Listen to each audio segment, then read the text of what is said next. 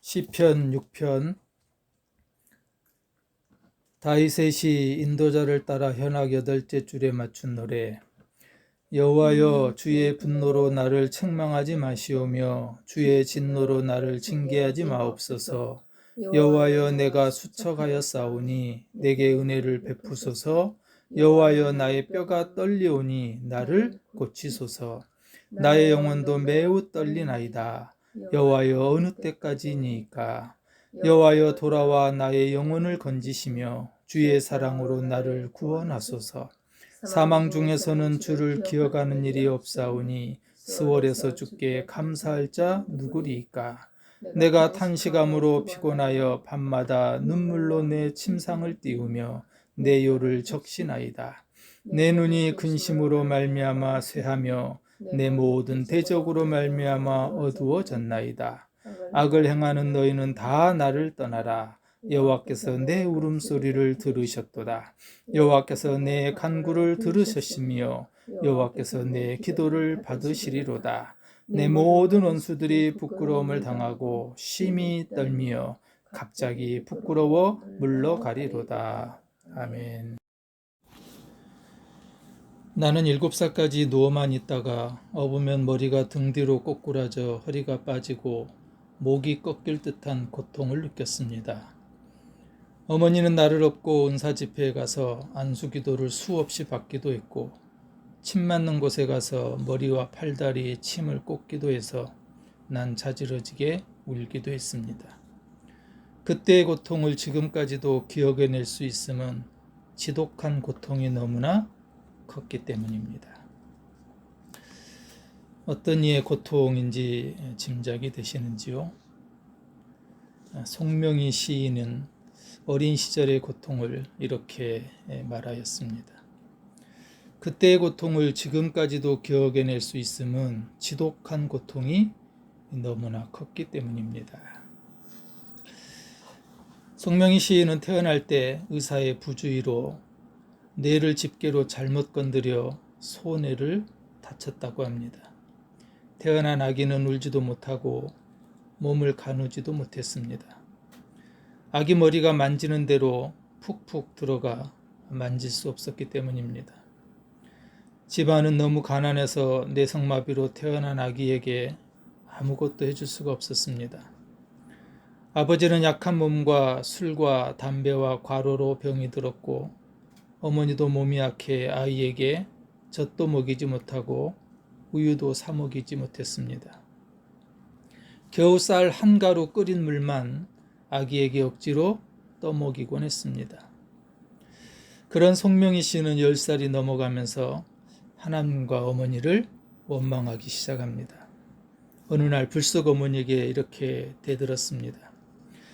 엄마는 아기를 자연유산도 잘하면서 왜 난 이렇게 낳았어? 나도 그렇게 유산해버리지. 왜 이렇게 낳은 거야? 송명희 씨는 자기를 사랑하면서도 때로는 욕설을 퍼붓는 아버지가 원망스러웠고 자기에게 아무것도 해주지 못하는 어머니가 원망스러웠으며 그런 집이 싫었고 그런 세상이 싫었다고 고백합니다. 그리고 하나님이 원망스러웠습니다. 한없이 외롭고 답답함에 가슴이 터질 것 같기도 하고 자살하려고도 했습니다.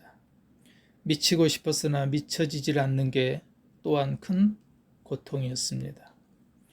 그런 송명희는 16살 되던 해 극심한 절망 가운데서 하나님을 만나게 되었습니다. 우리가 잘 아는 뇌성마비 장애인 송명희 씨. 그는 이후에 많은 시를 통해서 세상에 발표하고 많은 사람들이 그 시에 감동을 하게 됩니다. 평생을 아무리 고개를 똑바로 하고 싶어도 자꾸 옆으로 기울어졌던 뇌성마비 장애인. 신으로부터 버림받은 것처럼 보이는 그녀는 그럼에도 불구하고 그의 시 나라고 하는 시에서 하나님은 공평하시다고 외칩니다. 나 가진 재물 없으나 나 남이 가진 지식 없으나 나 남에게 있는 건강 있지 않으나 나 남이 없는 것 있으니 나 가진 재물 없으나 나 남이 가진 지식 없으나 나 남에게 있는 건강 있지 않으나 나 남이 없는 것 있으니 나 남이 못 본 것을 보았고 나 남이 듣지 못한 음성 들었고 나 남이 받지 못한 사랑 받았고 나 남이 모르는 것 깨달았네. 공평하신 하나님이 나 남이 가진 것 나 없지만 공평하신 하나님이 나 남이 없는 것 갖게 하셨네.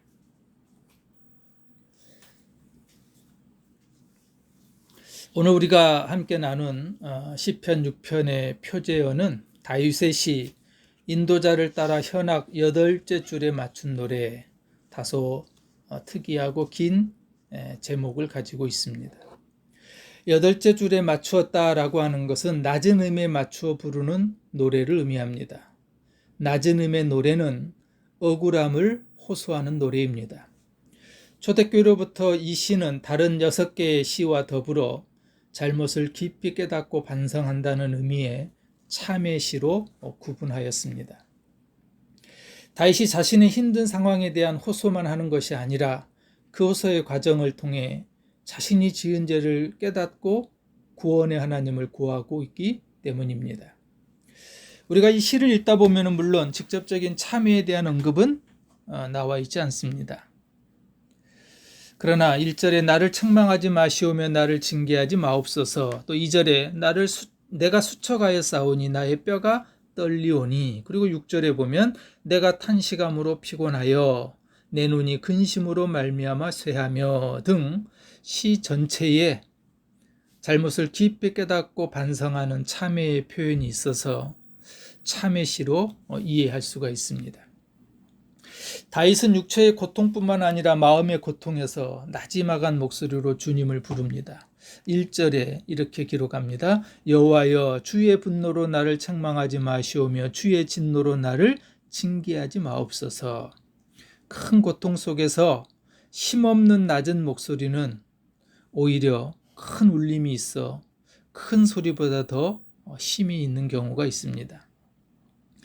다윗은 절망적인 자신의 상태에 대해서 말하고 있습니다. 2절에 보면은 여호와여 내가 수척하여 싸우니 은혜를 베푸소서, 여호와여 내 뼈가 떨리오니 나를 고치소서. 어떤 병으로 말미암아 지금 건강을 잃은 것으로 보입니다. 수척하여 싸우니를 세번역에서는 귀력이 쇠하였다라고 번역합니다. 우리가 몸이 수척하다 할 때 이 한자 수척이라는 단어는 파리할 수와 파리할 척자입니다. 여의다, 마르다라고 하는 그런 파리하다라는 뜻입니다. 한자는 그림 문자, 상형 문자라 그러죠. 이 척의 한자를 보면은 병상에 드러누운 모양의 병지럼에 등마루 또는 등골뼈 척자에 합해진 글자입니다.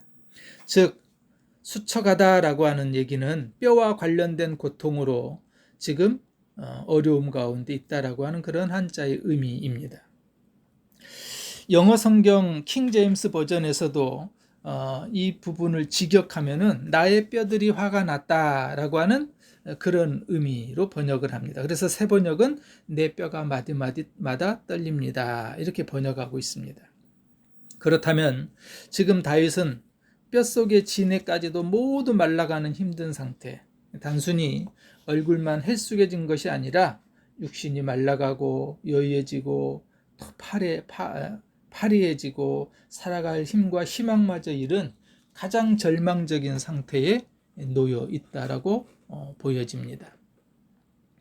수척해짐과 함께 뼈가 떨리는 고통은 보통의 사람이 쉽게 경험할 수 없는 일은 아닙니다. 그만큼 다윗에게는 큰 고통이 찾아왔습니다. 그런데 다윗이 더 두려워했던 것이 있습니다. 몸이 아픈 고통만이 아니라 3절에 보면은 나의 영혼도 매우 떨리나이다. 뼈가 마르고 여유어져 뼈 마디마디가 떨리는 것을 넘어서 이제는 영혼도 떨린다는 겁니다. 영혼이 떨린다는 것은 영혼이 괴롭다라는 겁니다. 아마도 육신의 고통은 이제 마음과 영혼까지 무너져 내리게 했던 것 같습니다. 그리고 다윗은 이 뼈 마디마디가 떨리고 영혼이 무너져 내리는 이유를 1절에서 주의 분노와 주의 진노가 책망하고 꾸짖기 때문이다 라고 이렇게 말합니다. 아마도 어떤 욕심 때문에 죄를 지었던 것 같습니다. 4절에 여호와여 돌아와 나의 영혼을 건지시며 주의 사랑으로 나를 구원하소서. 다윗은 하나님의 사랑과 자비로 고통에서 자신을 건져달라고 합니다. 여기서 주의 사랑은 히브리어 헤세드입니다. 헤세드의 사랑은 도저히 용서받을 수 없는 죄인에게 베푸시는 무조건적인 용서이며, 비록 관계는 깨어졌지만 내가 너를 버리지 않고 너를 떠나지 않겠다는 하나님의 변함없는 약속에 따른 사랑은 바로 그것이 헤세드입니다. 다윗은 지금 뼈 마디마디가 떨리고 영혼도 괴로운 상황에서 이 헤세드의 하나님의 사랑의 언약에 의해서 나의 영혼을 건져달라고 지금 절실히 요구하고 있는 겁니다. 그러면서 5절에서 이렇게 자신이 간청하는 이유를 설명합니다. 사망 중에서는 주를 기억하는 일이 없사오니 수월에서 주께 감사할 자 누구리이까. 죽어서는 아무도 주님을 찬양하지 못합니다. 죽으면 돌릴 수 없기에 살아있는 지금 구원해 달라는 거죠. 다윗은 고통으로 인하여 참 많이 울어 눈물로 눈물바다가 되었다고 합니다. 6절이죠. 내가 탄식함으로 피곤하여 밤마다 눈물로 내 침상을 띄우며 내 요를 적시나이다. 그리고 울다가 결국은 눈까지 잘 안 보여 어두워졌습니다. 7절에 보면 내 눈이 근심으로 말미암아 쇠하며 내 모든 대적으로 말미암아 어두워졌나이다. 세 번역은 사무친 우라로 내 눈은 시력까지 흐려지고 대적들 등살에 하도 울어서 눈이 침침합니다 라고 이렇게 번역합니다. 고통의 벽 앞에 눈물밖에 흘릴 수 없었던 이 다윗이 8절부터는 반전의 고백을 시작합니다. 8절 악을 행하는 너희는 다 나를 떠나라. 여호와께서 내 울음소리를 들으셨도다. 앞부분에서 고통스러운 상황에서 호소하던 다윗의 기도는 이제 분위기가 바뀌기 시작합니다. 하나님의 구원이 보이기 시작한 겁니다. 그래서 뼈 마디마디가 흔들리고 영혼마저도 고통스러웠던 그 두려움과 낙담은 새로운 확신과 소망으로 바뀌기 시작합니다. 그리고 9절은 그런 변화의 이유를 이렇게 설명합니다. 여호와께서 내 간구를 들으셨으며 여호와께서 내 기도를 받으시리로다. 여호와 하나님께서 자신의 억울함을 들어주셨고 기도를 받아주셨기 때문이라고 변화의 이유를 설명하고 있습니다. 그리고 드디어 다윗은 이 고통의 상황을 이겨내고 승리에 대한 고백을 10절에서 선포합니다. 내 모든 원수들이 부끄러움을 당하고 심히 떨미어 갑자기 부끄러워 물러가리로다. 원수가 모두 수치를 당하고 벌벌 떨며 낙담해서 황급하게 물러간다고 말합니다. 시편 6편에서 우리는 다윗의 믿음을 발견할 수 있습니다. 다윗의 믿음은 비록 환경이 당장 변하지 않는다 할지라도 하나님께서 자신을 구원하실 것이라는 확신의 믿음이 있었습니다. 여러분, 우리도 때로 답답한 환경을 경험하지요. 때로는 어려운 상황에 처하기도 합니다. 고통스러운 질병 속에서 우리도 호소하기도 하고 또 안타까워하고 힘들어합니다. 다윗도 그런 상황에 놓여 있었던 겁니다. 다윗도 그런 환경이었고 그런 어려움이었습니다. 뼈 마디마디가 흔들리고 영혼마저도 괴로운 상황이었습니다. 그럼에도 불구하고 다윗은 하나님이 보이기 시작하고 그 하나님의 구원이 보이기 시작하자 그 기도를 들어주신 하나님 앞에 변화되고 승리에 대한 고백을 선포하고 있습니다. 사랑하는 여러분, 하나님 우리를 보고 계시고 하나님은 저와 여러분의 호소를 듣고 계시고 하나님은 저와 여러분의 상황을 알고 계십니다. 오늘 시편 6편이 다윗의 믿음이 우리에게 주는 첫 번째 교훈은 바로 그것입니다. 하나님께서는 우리를 보고 계시고 우리를 듣고 계시고 우리를 알고 계시다는 사실을 믿는 겁니다. 또 오늘 시편 6편의 다윗의 믿음은 지금이 아니라면 죽음 이후에라도 모든 원수들이 부끄러움을 당하게 할 것이라는 확신하는 믿음입니다. 다윗의 믿음은 하나님을 찾는 자, 그의 이름을 부르는 자는 어떠한 고난과 역경 가운데서도 마지막 승리의 노래를 부르게 될 것이라는 믿음입니다.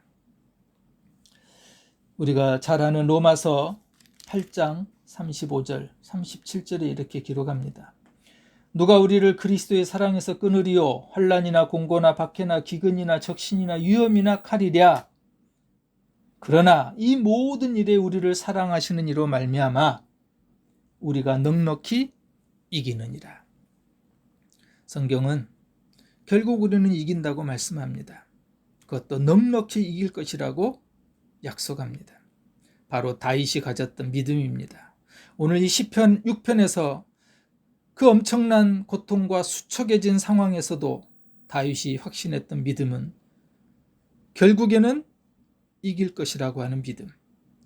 죽음 이후에라도 모든 원수들이 부끄러움을 당할 것이라고 하는 확신. 마지막 승리의 노래를 내가 부를 것이라고 하는 믿음. 이것이 다윗의 믿음이었습니다. 또한 오늘 시편 6편에서의 다윗의 믿음은 주님을 찾는 이에게 주님은 다가오시며 주의 이름을 부르는 자에게 원수들 앞에서 상을 주신다는 확신의 믿음입니다. 다윗은 알 수 없는 고통 가운데 어려움 속에 있었습니다. 뼈 마디마디가 흔들리는 어려움뿐만 아니라 영혼의 괴로움도 있었습니다. 그러나 그는 주님 앞에서 호소하고 자기의 억울함을 탄식하고 참회하고 긍휼과 신실하신 헤세드 하나님의 사랑에 의지하여 기도의 자리로 나왔습니다.